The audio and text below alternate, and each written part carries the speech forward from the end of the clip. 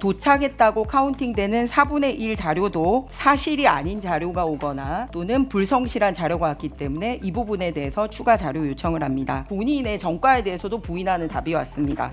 네, 김희정입니다.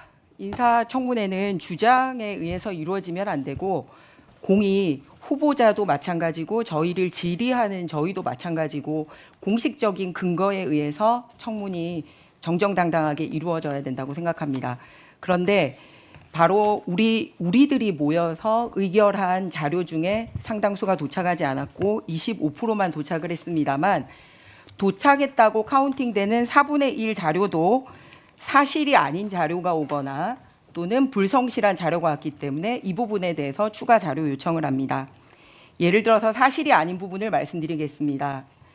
후보자는 엄연히 불법 적치 자금 관련돼서 전과가 있습니다. 그런데 후보자는 후원회를 통하지 않는 등 정치자금법에서 정하지 아니한 방법으로 정치자금을 기부받은 사실이 있는지 물었더니 이렇게 없습니다라고 답이 왔습니다. 판결이 났고 그러면 추징금을 왜 냈고 그리고 왜 실형을 살았습니까? 이렇게 본인의 전과에 대해서도 부인하는 답이 왔습니다.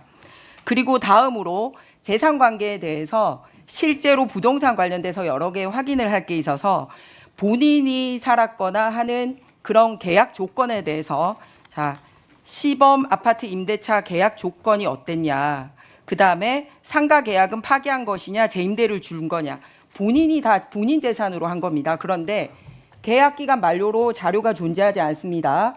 배우자 상가 계약건에 대해 자세한 사항은 알지 못합니다. 이렇게 불성실하게 답을 오고 이것도 답을 한 걸로 카운팅을 하고 있습니다.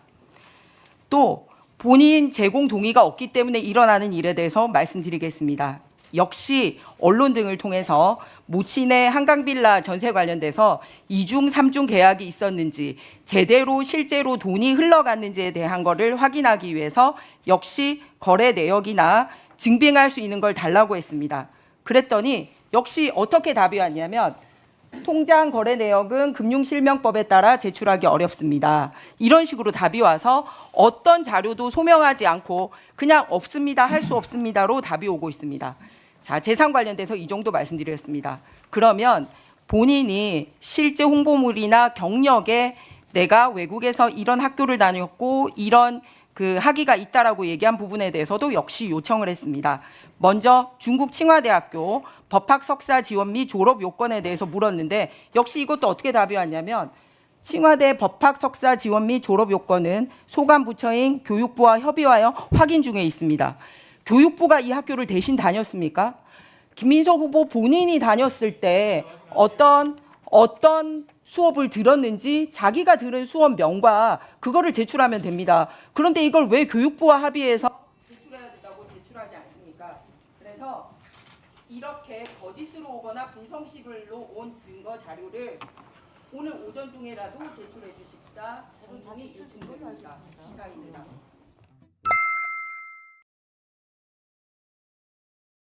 이번 소식도 유익하셨나요? 매일신문 구독하기로 더 신속하고 정확한 정보를 받아보실 수 있습니다.